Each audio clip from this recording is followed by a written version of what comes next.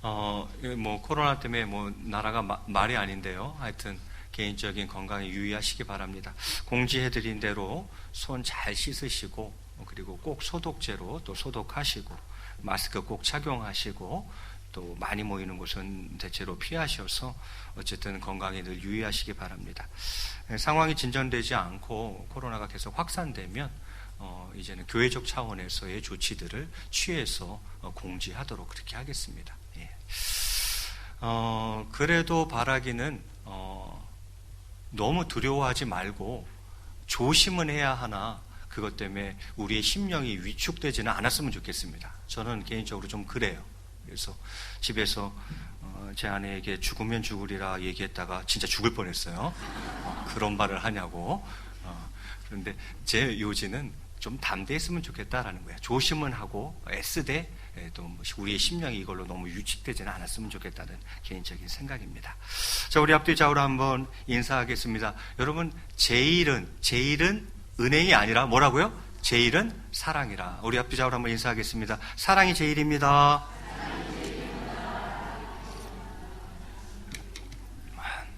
자, 오늘은 요한복음 말씀을 가지고 환난이 가정에 가져온 축복이라는 제목으로 함께 말씀의 은혜를 나누고자 합니다.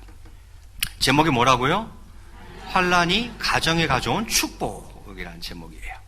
그래서 본문에 나오는 왕의 신하의 가정의 모습을 통해서 환난은 과연 가정에 어떤 축복을 가져오는지 함께 살펴보기를 원합니다.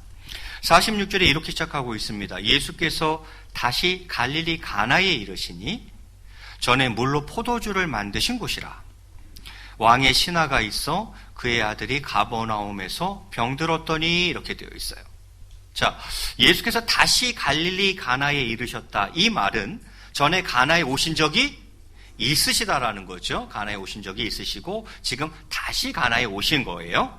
그래서 본 사건은 가나라는 장소에서 지금 일어난 사건임을 알 수 있고요. 특별히 가나는 우리가 기억하고 있죠. 어떤 이적이 일어났던 곳이죠.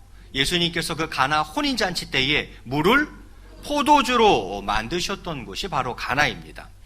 예수님은 그 가나에 다시 오신 곳이고, 그래서 오늘 그 가나에서 본 사건이 발생하고 있는 거죠. 그래서 46절 하반절에 보니까 그 가나에 지금 왕의 신하가 와 있나 봐요. 그런데 그의 아들이 가버나움에서 병들었더니 이렇게 되어 있어요. 그러니까 이 왕의 신하는 가버나움에 사는 사람이죠. 그런데 지금 예수님 만나러 가나에 온 거예요. 그 아들이 지금 그 가버나움에서 병들어 있다 이렇게 이야기하죠. 왕의 신하라는 것은 그가 고위 관직이라는 얘기고, 그리고 그에게 지금 닥친 문제는 아들이 병들었다는 것이고, 그리고 가나에서 가버나움까지의 거리는 약 34km 정도 됩니다. 34km 정도. 그러면은 걸어서 한 8시간 정도 되는 먼 거리인 거죠. 그 먼 거리를 마다하지 않고 그의 아버지, 즉 왕의 신하가 지금 온 거죠. 자, 그래서 47절에 이렇게 이어집니다. 그가 예수께서 유대로부터 갈릴리로 오셨다는 것을 듣고 가서 청하되 내려오셔서 내 아들의 병을 고쳐주소서 하니 그가 거의 죽게 되었음이라 이렇게 되어 있어요. 예. 그가, 즉 왕의 신하가 무슨 소식을 들었어요? 예수님이 유대에 계시다가 지금 어디로 오셨다고요? 갈릴리로 오셨다는 거예요. 특별히 갈릴리 어디로 오셨다고요? 가나로 오신 거예요. 그 소식을 듣고는 어떻게 해요? 가서 예수님께 청하는 거예요. 그럼 뭐라고 청합니까? 내려오셔서, 아들 가버나움에 있죠? 내려오셔서 내 아들의 병을 고쳐주소서 이렇게 되어 있어요. 왜요? 그가, 즉 그의 아들이 거의 죽게 되었음이라 이렇게 되어 있어요. 여러분, 그가 고위의 관직이요 귀족 신분일지인데 이처럼 먼 거리를 직접 예수님을 찾아가는 수고를 보인 것은 왜 그렇겠습니까? 사정이 매우 다급함을 이야기하고 있는 거죠. 지금 그의 아들이 거의 어떻게 되어가고 있다고요? 죽게 되었다 이렇게 이야기하는 거예요. 그런데 고위 공직자인 왕의 신하인 그가 사실 지금 누구 앞에 와 있는 거예요? 예수님 앞에. 예수님 사실 어떻게 보면 나사렛 목수예요. 결혼도 안 한 청년 목수, 나사렛 청년 목수한테 왕의 신하 그 귀족이 와서 지금 이야기를 하는 거예요. 무엇입니까? 겸손이죠. 무엇이 저를 겸손케 했습니까? 고난, 극심한 환난이 그를 겸손케 하고 있는 거죠. 예. 방법이 없잖아요. 지금 아들이 뭐 하고 있는데? 죽게 됐는데, 죽어가고 있는데, 예. 뭐가 중요해요? 그죠? 그래서 지금 그가 그 먼 거리를 마다하지 않고 그 신분의 나사렛 목수 앞에 와서 지금 청하고 있는 것입니다. 그러면 그 청하는 내용은 무엇입니까? 내려오셔서 내 아들의 병을 고쳐주소서 이렇게 이야기를 합니다. 예. 그는 예수님께서 자신의 아들이 있는 장소까지 오셔가지고 안수 같은 어떤 물리적 접촉, 안수와 같은 어떤 구체적인 행동을 해주셔야만 나을 수 있다고 생각하고 있는 거죠. 그래서 빨리 가버나움으로 같이 와주세요 라는 거죠. 그래서 우리 아들한테 뭘 좀 어떻게 좀 해주세요 라는 거죠. 네. 안수 같은 물리적인 접촉이나 안수 같은 어떤 구체적인 행동을 해주셔야만 나을 수 있을 거라고 그는 지금 그렇게 생각하고 있는 거죠. 그리고 그가 거의 죽게 되었습니다. 그 아들의 상태가 지금 위중하다 이 말이에요. 예. 자, 그러자 예수님이 뭐라고 답변하십니까? 48절 말씀에 보니까 예수께서 이르시되 너희는 표적과 기사를 보지 못하면 도무지 믿지 아니하리라 이렇게 이야기해요. 약간 꾸중조죠. 표적과 기사를 보지 못하면 도무지 믿지들을 않는다라고 이야기를 하는 거예요. 표적과 기사는 사실 상호 교차적으로 사용되는 단어예요. 어느 때 표적이라 그랬다가 어느 때 기사라 그랬다가 어느 때 이적이라 그랬다 뭐 그렇게 해요. 그런데 사실 정확한 뜻은 표적이라는 것은 그 이적이 가지고 있는 의미, 그 기적이 가지고 있는 그 내재된 의미에 비중을 둔 단어가 표적이라는 단어고, 이 기사라는 단어는 그 이적으로 말미암은 결과에 비중을 둔 단어가 기사라는 단어예요. 야, 저 이적을 봐라.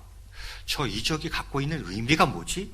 왜 예수님이 저런 이적을 행하신 거지? 그 내재된 의미에 비중을 둘 때는 표적이라는 단어를 쓰고요. 우와, 놀랍다. 어떻게 저런 일이 일어났을까? 그 결과물, 그 결과에 비중을 두었을 때에는 기사라는 단어를 써요.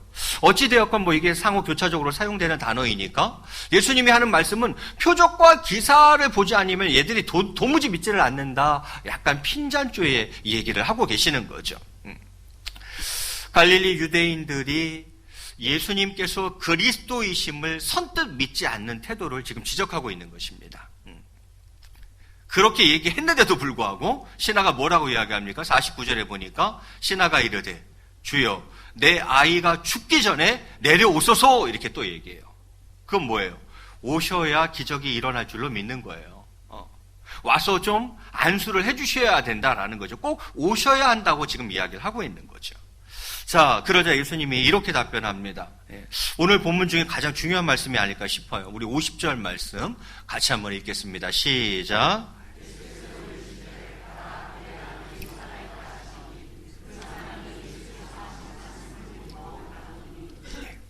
자, 예수님께서 뭐라 그러십니까?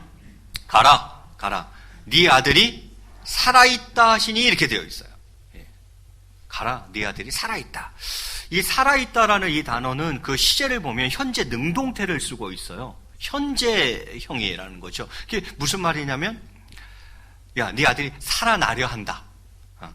살게 될 것이다가 아니라는 거예요. 그건 미래형이잖아요. 살아나려 한다, 살게 될 것이다라는 건 미래형이잖아요. 아니요. 뭐라고? 살아있다라는 거예요. 네 아들은 살았다는 거예요. 살아있다는 거예요, 지금. 현재형을 쓰고 있어요. 그 말은 이적이 일어났다는 거죠. 이미 이적이 일어났다는 것입니다. 그래서 네 아들의 현재 상태가 이미 살아난 상태라는 거죠. 앞으로 살아날 게 아니라 이미 살아난 상태라고 이야기를 하는 거예요. 여러분, 가서 환자를 직접 보지도 않으시고 말씀으로 치유하신 거예요. 그렇지 않습니까? 여러분, 치료라는 게 어떻게 일어나는 거예요? 먼저 환자를 만나봐야죠. 그리고 문진이라 그러죠. 일단 묻는 것으로 질문하면서 진료를 먼저 합니다. 그걸 문진이라 그러죠. 먼저 어디가 아파요? 왜 그랬어요? 언제부터 아파요? 문진을 합니다. 그리고는 그럼 정밀 검사를 좀 해봐야 되겠네요. 그래서 뭐 엑스레이 찍고 MRI 찍고 CT 찍고 약물 이렇게 검사해보고 그래서 문진하고 검사하고 그래서 최종적으로 병이 무엇입니다. 딱 진단을 내리죠. 그죠? 그러면 그 병에 알맞는 약물을 사용하거나 뭐 약을 주거나 아니면 뭐 수술을 하거나 이렇게 치료해야 병이 낫는 건 아닌가요? 그런데 지금 예수님 어떻게 하고 있어요? 환자를 만나보지도 않았어요. 환자분들 지금 만나보지도 않았고 그 먼 거리에서 오직 무엇으로? 말씀으로 치유하고 있다는 거죠. 놀라운 일입니다. 놀라운 일이에요. 그런데 더 놀라운 게 뭔지 아세요? 제가 50절을 다시 읽겠습니다. 예수께서 이르시되 가라 네 아들이 살아있다 하시니 그 사람이 예수께서 하신 말씀을 믿고 가더니 이게 더 놀라운 거예요. 그 말씀을 믿고 그냥 가더라는 거예요. 왕의 신하가. 어마어마하지 않습니까 여러분? 그러니까 이 왕의 신하의 믿음이 변하고 있는 거예요. 그 왕의 신하의 믿음의 단계가 올라가고 있는 거예요. 그 믿음이 발전하고 있는 거예요. 처음 믿음은 뭐였는데 예수님의 직접적인 행위를 요구하는 신앙이었죠. 가버나움에 있는 아들에게 좀 저랑 같이 내려가셔서 뭐 안수 좀 해주시든가 좀 그래 주세요 라는 거 아닙니까? 그러니까 예수님이 어떤 직접적인 행위를 요구하는 신앙을 가지고 있었으나 이제 그의 신앙이 한 단계 올라가서 행위를 보지는 못했지만 말씀을 믿는 신앙이 된 것입니다. 말씀을 믿는 신앙이 된 거예요. 봐야 믿는 게 아니라 말씀만으로도 믿는 신앙이 된 거죠. 이게 놀랍다는 거예요. 자, 그리고는 진짜로 가버나움으로 갑니다. 가는 도중에 이런 일이 생겼어요. 51절에 내려가는 길에서 그 종들이 오다가 만나서 아이가 살아있다 하고는 이렇게 되어 있어요. 자, 가나에서 가버나움으로 내려가는 길이에요. 그런데 종들이 또 마침 주인에게 이 기쁜 소식을 알리려고 올라왔었나 보죠. 중간에 만난 거죠. 만나서 그들이 하는 말이 뭐예요? 아이가 살아날 것이다? 살게 될 것이다? 아니, 살아있다는 거예요. 치유가 일어났다는 거예요. 그 소식을 딱 전합니다. 그러자 바로 왕의 신하가 묻는 질문이 이거였습니다. 52절에 그 낳기 시작한 때를 물은 즉 어제 7시에 열기가 떨어졌나이다 하는지라 이렇게 되어 있어요. 야, 아들이 나왔다고? 언제부터 그랬어? 이렇게 물은 거죠. 그랬더니만 하인들이 말하기를 어제 7시에 열기가 떨어졌나이다 이렇게 대답을 합니다. 어제 7시라는 건 뭐예요? 여러분 유대인들의 시간은요 해가 지면 하루가 지나고 다음 날이 시작된 걸로 봐요. 우리는 뭐예요? 새벽에 해 떠야 이제 새 날이 시작됐다 이렇게 하죠. 그건 우리 시간 개념이고 유대인들의 시간 개념은 해가 졌어요? 그럼 다음 날이 시작된 거예요. 이제 해 딱 떨어지면 다음 날 시작된 거예요. 자, 그러니까 이런 거죠. 지금 7시라는 것은 로마 시간 유대 시간으로 오후 1시를 말하는 거예요. 애 열기가 언제 떨어졌다고요? 오후 1시에 떨어졌다는 거예요. 어제 오후 1시에 떨어졌다는 거예요. 그러니까 1시에 예수님 만나가지고 그 말씀 들은 거예요. 야, 네 아들 살아있다 이야기하고 믿고 출발한 거예요. 오후 1시에 출발했어요. 그런데 아까 가버나움에서 가나까지는 34km라 그랬어요. 8시간 정도 가야 되는 거래, 걸어서. 그러면 글쎄요, 한 6시간쯤 걸었을까요? 해가 졌으니까. 한 6시간쯤 지니까 해가 딱 졌네. 그런데 마침 누굴 만났어요? 종들을 딱 만난 거죠. 그럼 종들 입장에서는 해가 떨어졌으니까 언제예요? 어제 일어난 일이 되는 거죠. 해가 떨어졌기 때문에 새날이 시작됐기 때문에 그 오후 1시라는 것은 어제가 돼버린 거죠. 그래서 어제 1시에 아이의 열기가 떨어지기 시작했다 이렇게 이야기하는 거죠. 예. 그러면 이 아버지는 딱 느낌이 오죠? 그래서 53절에 이렇게 이야기하는 거예요. 그의 아버지가 예수께서 네 아들이 살아있다 말씀하신 그때인 줄 알고 자기와 그 온 집안이 다 믿으니라 이렇게 되어 있어요. 그의 아버지가 예수께서 네 아들이 살아있다 말씀하신 그때라는 거예요. 지금 열기가 언제 떨어졌니? 그랬더니 어제 오후 1시에 떨어졌다는 거예요. 그때가 언젠데? 예수님이 뭐라고 이야기했던 바로 그때인데 네 아들이 살아있다 말한 바로 그때죠. 그래서 내가 그걸 믿고 출발한 그 시간이거든요. 그 시간에 가버나움에서는 아들이 어떻게 됐다는 거예요? 열기가 떨어지면서 살아나 버렸다는 거죠. 그 시간을 딱 듣는 순간 아버지는 감이 딱 온 거죠. 예. 종들이 어제 7시라고 말할 때에 그는 금방 그 시간이 무엇을 의미하는지를 알았던 겁니다. 그래서 아마도 그는 집에 돌아온 후에 모든 가족에게 자신이 예수님을 만났던 일이며 예수님께서 자신에게 하신 말씀을 전했을 겁니다. 모든 가족들은 아들이 병들어서 사경을 헤매고 있었기 때문에 근심과 불안에 쌓여 있다가 애가 갑자기 살아났네. 급작스러운 회복으로 큰 기쁨에 사로잡혀 있었을 것이고, 그리고 아버지를 만나면서 그 이유를 알게 된 후 그 기쁨은 곧바로 예수님에 대한 믿음으로 이어졌을 것입니다. 그래서 53절 하반절에 이렇게 기록하고 있는 거예요. 자기와 그 온 집안이 다 믿으니라, 이렇게 되어 있는 거죠. 여러분, 본 사건은 가장이 믿음으로 온 가족이 다 믿게 된 경우의 첫 번째 케이스입니다.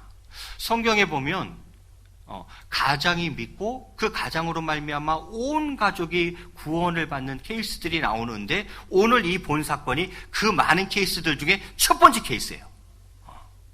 왕의 신하가 예수님을 만났어요. 네 아들 살아있다 믿고 갔어요. 진짜 살아나 버렸어요. 그래서 가족들에게 얘기했어요. 내가 만난 예수에 대해서 이야기했어요. 예수님이 나에게 뭐라고 얘기했는지 이야기하는 거죠. 그리고 내가 그걸 믿고 지금 왔더니만 그 시간에 바로 내 아들이 살아났다는 얘기를 다 한 거죠, 가족들에게. 그랬더니만 그 가족들이 어떻게 했다고요? 온 집안이 다 믿으니라. 온 가족이 다 구원받아버린 거죠. 예. 그러면서 본 사건을 이렇게 마무리 짓고 있습니다. 54절에 이것은 예수께서 유대에서 갈릴리로 오신 후에 행하신 두 번째 표적이니라, 이렇게 되어 있어요. 첫 번째 표적은 뭐였었죠? 가나에서 행한 첫 번째 표적, 가나 혼인잔치, 물이 포도주로 변한 그 사건이 첫 번째 표적이었다면, 지금 이 죽어가는 아들, 이 죽어가는 아이가 살아난 이 사건, 이것이 두 번째 표적이다, 이렇게 이야기하고 있죠. 여러분, 첫 번째 표적은 물을 포도주로 변화시킴으로써 당신께서 자연계를 지배하는 분이심을 보여준 사건이죠. 물과 포도주는 전혀 다른 거예요. 화학 성분이 달라요. 물이 포도주로 변화되는 사건을 통해서 마치 나는 자연을 다스리는 자야 라고 했던 것이라면, 이 두 번째 표적은 무엇입니까? 당신께서 인간의 생명을 주관하는 분이심을 보여주신 사건이죠. 마치 죽어가는 거 살아나는 거 봤지, 나는 인간의 생사화복을 주장하는 그런 사람이야 라고 알려주신 거죠. 어쨌든 이 두 가지 모두는 사람들의 마음에 믿음을 일으켰고, 이것이 예수님께서 이적을 행하신 목적이죠. 물이 포도주로 변하는 그 사건을 통해서 누가 믿으니라 이렇게 되어 있는지 기억나세요? 제자들이 예수를 믿으니라 이렇게 되어 있어요. 이게 이적을 행한 목적이었던 거예요, 사실은. 또 본 사건도 마찬가지죠. 그와 그의 온 집안이 다 믿으니라 이렇게 되어 있어요. 예수님이 이적을 행하신 목적, 이유는 그것 때문입니다. 나는 자연과 우주 만물을 다스리는 존재야. 뿐만 아니라 그 속에서 살아가고 있는 모든 인간의 생사화복을 주장하는 존재야 라는 것을 두 가지 표적을 통해서 알려주시며, 당신이 그리스도임을, 우리의 구원자 되심을 그들로 하여금 믿게 하는 것이죠. 그 믿음 때문에 예수님께서는 굳이 이 표적을 다 행하신 것이다, 이런 말이죠. 자, 저는 오늘 이 본문을 통해서 여러분과 크게 두 가지를 한번 생각해 보았으면 좋겠어요. 첫 번째는 무엇이냐면 믿음의 단계에 관한 것이에요. 믿음의 발전에 관한 것을 먼저 이야기하고 싶어요. 오늘 본문은 사람들과 왕의 신하가 대조되고 있죠. 표적과 기사를 보지 못하면 도무지 믿지 않는 유대인들과 예수님의 말씀만 믿고 나아간 왕의 신하가 대조를 이루고 있습니다. 도대체 이 유대인들은 믿으려고 하질 않아요. 표적과 기사를 보여주지 않으면 도무지 믿으려고 하질 않아요. 그런데 왕의 신하는 예수님의 말씀을 믿고 나아가더라라는 거죠. 이게 대조되고 있어요. 표적과 기사가 없으면 믿지 아니하는 인간의 완악함을 꾸짖고 계신 겁니다. 자신의 눈으로 보아야만 믿는, 꼭 자신의 눈으로 봐야만 믿는 그 인간의 완악함을 주님께서는 꾸짖고 있는 것이죠. 여기서 우리는 믿음에는 단계가 있다는 것을 알 수 있습니다. 첫 번째 단계는 뭘까요?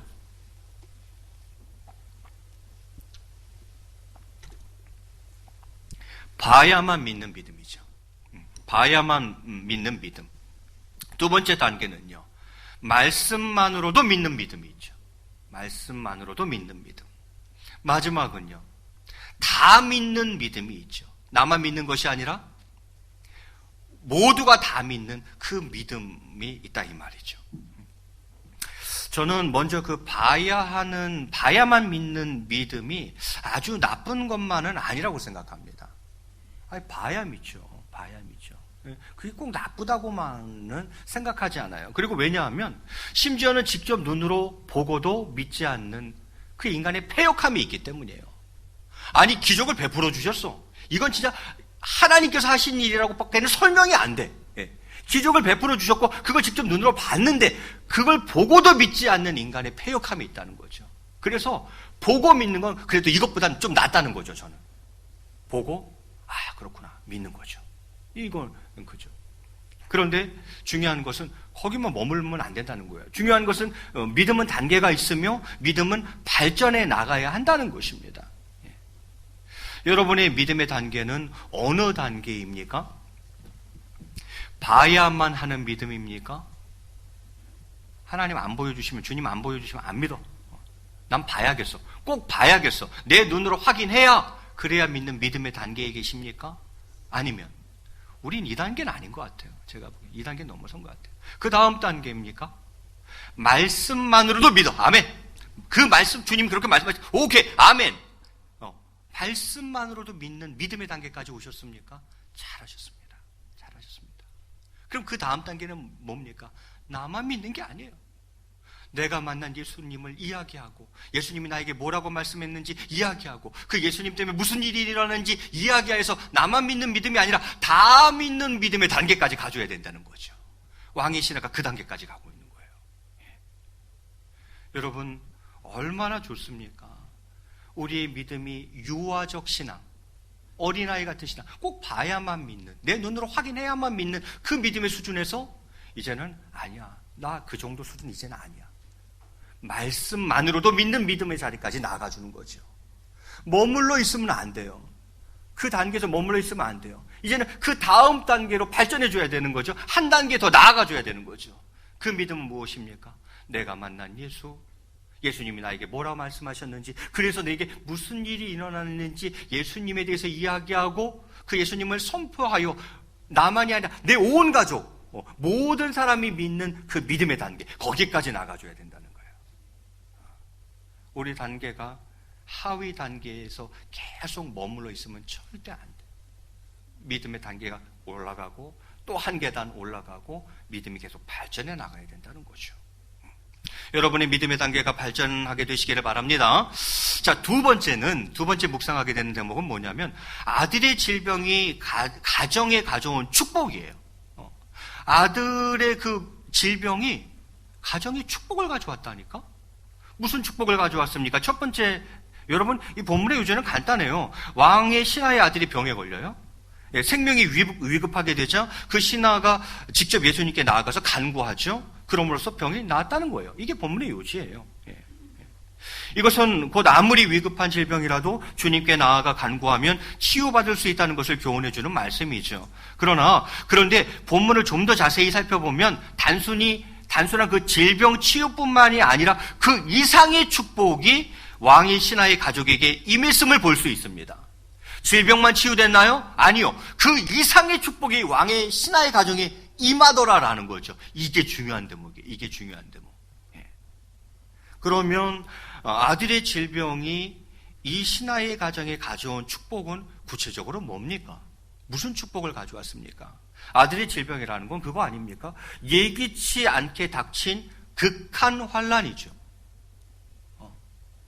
예기치도 못하게 닥친 작은 환난도 아니야. 이건 극한 환난인 거죠. 이 극한 환난이 이 왕의 신하의 가정에 가져다 준 축복이 뭐냐 이거죠. 첫 번째는 아버지를 겸손하게 했습니다. 아버지를 겸손하게 했어요. 아이의 아버지는 높은 지위와 권세에도 불구하고 어떻게 보면 예수님 앞에 굴복하는 겸손한 모습을 보였습니다. 왕의 신하는 사랑하는 아들이 죽을 병에 걸리자 회복시킬 수 있는 능력이 예수님께만 있음을 알고 예수님 앞에 부복했던 것이죠. 성도 여러분, 바로 이것이 극한 환난이 가져다주는 유익입니다. 극한 환난은 자신을 주님 앞에 낮추게 합니다. 완고한 마음을 누그러뜨리고 온유하고 겸손한 마음을 심어줍니다. 환난을 통해 겸손을 배울 수 있다면 이것은 육체적으로는 괴로우나 신앙에는 큰 유익이 되는 것 아니겠습니까? 그렇습니다. 이처럼 환난은 겸손을 가져다 줍니다. 왜 그럴까요? 환난이 아니면 도대체 겸손해질 수 없는 사람이기 때문에 그런 거예요. 한도 끝도 없이 하나님 앞에서 교만한 자일 수 있기 때문에 환난을 허락하시는 거예요. 그래야 그가 하나님 앞에서 겸손한 자로 변화될 수 있기 때문이죠. 몸이야 아프겠죠. 육신적으로는 고통이겠지만 영적으로는 그게 오히려 더 유익이라 이 말이에요. 하나님 앞에 교만하게 살아가느니 두들겨 맞아서라도 진정한 겸손한 자로 바뀌는 게 그게 축복이라는 거예요. 왜? 그 환난이 아니면 절대 겸손해지지 않을 사람이기 때문에 그런 거예요. 여러분 뭐가 축복인지를 잘 생각하셔야 돼요. 이 아들의 질병이 이 가정에 가져다 준 첫 번째 축복은 진정한 겸손입니다. 하나님 앞에 겸손한 자로 바뀌어버렸어요. 두 번째 축복은 무엇인 것 같습니까? 그것은 그 온 집안의 그 가정을 구원하셨다는 거예요. 아이가 죽을 병에 걸림으로 아이의 아버지만 근심했겠습니까? 아이의 질병으로 인해 아이의 아버지만 간구했겠습니까? 아니죠. 온 집안에 난리가 났겠죠. 이 영어 성경에 보면 이 아들 앞에 더라는 정관사를 쓰고 있어요. 그 말은 외아들일 가능성이 높아요. 그 아들이란 표현을 쓰고 있어요. 집안에 하나밖에 없는 아들이 다 죽게 생겼네. 사선을 넘나들고 있는 상황이에요. 뭐가 더 필요하겠어요? 뭐가 더 필요해요? 아버지만 근심하고 아버지만 간구했겠어요? 아니죠. 온 가족이 다 그 일로 인해서 근심하고 간구했겠죠. 아이는 어떻게 보면 지금 이 순간 아이는 어떻게 보면 정말 온 가족의 근심거리일 뿐인 거죠. 그러나 결과적으로 그것이 오히려 온 가족을 구원하는 계기가 되었던 거죠. 여러분, 한 가정을 다 구원하는 일이 얼마나 어려운 일입니까? 온 가족이 함께 믿는 가정이야 그 고통을 모르지만 홀로 신앙생활하는 분들의 그 내적 고통은 이루다 말할 수가 없습니다. 그런 가정이 제가 보기엔 20%밖에 안 돼요. 온 가족, 우리 형제자매 온 친지가 다 예수님 믿는다. 이런 가정은 제가 보기에는 20% 안쪽이에요. 여러분, 홀로 신앙생활하는 분들의 그 내적 고통은 정말 이루다 말할 수가 없습니다. 또 가족을 전도하는 일이 생각처럼 그렇게 쉽게 되지도 않습니다. 그런데 보십시오. 본문에 나타난 신하의 가정은 모두가 일시에 예수님을 믿고 구원받는 축복을 누리게 되었습니다. 뭐 때문에? 아들의 질병 때문에. 이 얼마나 큰 축복입니까? 여러분, 그러므로 극한 환난이 닥쳐왔을 때 원망하고 낙심할 것이 아니라 자신의 겸손을 돌아보면 물론이요, 더 나아가 주님의 크신 은총을 기대하는 적극적인 마음을 가져야 합니다. 뭔 은혜 주실라나 보다. 뭔 은혜를 주실려나 보다. 주님의 크신 은총을 기대하는 적극적인 마음. 여러분, 우리는 본문에 나타난 왕의 신하가 어떤 사람인지 또 그 아들이 누구인지 다 알 수는 없습니다. 하지만 분명한 사실 하나는 그 가정이 죽을 병에 걸린 아들로 말미암아 다 예수님 믿고 다 구원받았다는 사실이에요. 이건 분명한 사실이에요. 예기치 않게 찾아오는 극한 환난, 이것은 분명히 우리 모두에게 참으로 고통스럽고 슬픈 일입니다. 하지만 오늘 본문을 통해 보건대 극한 환난 가운데 숨어있는 하나님의 섭리를 발견해내는 자가 되어야 합니다. 섭리가 있다는 거예요. 이 환난을 허락하신 데는 반드시 크신 축복에 대한, 은총에 대한 섭리가 반드시 있다는 거예요. 그것을 볼 수 있는 자가 되어야 된다는 거죠. 그리하여 환난을 오히려 자신을 겸손하게 하고 가정에 하나님의 놀라운 구원의 은총을 끌어들이는 계기로 삼아야 한다라는 거예요. 이거 없이 고난만 받는다면 이건 너무 억울한 거예요. 제가 보기에는 예기치도 않은, 그것도 보통 환난이 아니라 극한 환난이 닥쳤어요. 근데 그것을 통해서 내가 겸손을 배우지도 못했어. 이건 억울한 일이다 이 말이에요. 제가 보기에는 예기치 못한, 예기치도 않은 너무나도 큰 환난이에요. 그걸 통해서 우리 가정이 구원받았어. 이렇게 돼야지. 우리 가정이 이것을 통해서 영적으로 훨씬 더 똘똘 뭉치게 됐어. 이것을 통해서 우리 가정이 믿음의 진보를 보이게 됐어. 이렇게 돼야지. 고난은 고난대로 받았는데 이런 영적 유익을 못 챙겼다? 이건 억울한 일이죠. 이건 정말 억울한 일이다 이 말이에요. 말씀을 맺을까 합니다. 먼저는 저와 여러분의 믿음이 단계가 올라가고 발전하기를 바랍니다. 계속 그 단계에만 머물러 있으면 안 돼요. 봐야만 믿는 믿음에서 말씀만으로도 믿는 믿음으로, 그리고 말씀만으로도 믿는 믿음에서 온 가족이 다 믿는 믿음으로 단계가 올라가고 발전하기를 바랍니다. 예. 그리하면 어떤 일이 생깁니까? 먼 곳에서 말씀만으로 거의 죽게 된 자를 살리시고 불가능을 가능케 하신 예수 그리스도의 능력으로 날마다 놀라운 기적을 체험하며 살아가는 저와 여러분이 되시기를 첫 번째로 바라겠습니다. 자, 두 번째는 제가 무슨 말씀 드렸어요? 예기치 못한 극한 환란이 가정에 가져다주는 축복에 대해서 말씀드렸죠. 그 극한 환란이 첫 번째 뭘 가져다 준다고요? 진정한 겸손을 가져다 줍니다. 두 번째는 무슨 복을 가져다 주었습니까? 그 가정에 구원의 은총을 가져다 주었습니다. 그러므로 예기치 못한 극한 환란을 원망하고 낙심하는 것이 아니라, 근데 이게 일반적인 반응이에요. 예기치 않은, 그것도 극한 환란이 딱 닥치면 우리의 반응은 대체로 이 둘 중에 하나로 가는 거예요. 원망 또는 낙심, 이걸로 가요. 그런데 오늘 저와 여러분은 안 그랬으면 좋겠다는 거예요. 예기치 못한 극한 환란? 그것이 원망하고 낙심하는 것이 아니라 오히려 하나님의 섭리 가운데에 하나님께서 주신 영적 기회로 알아 하나님께서 예비하신 계획하신 그 축복을 꼭 받는, 저는 그렇게 믿어요.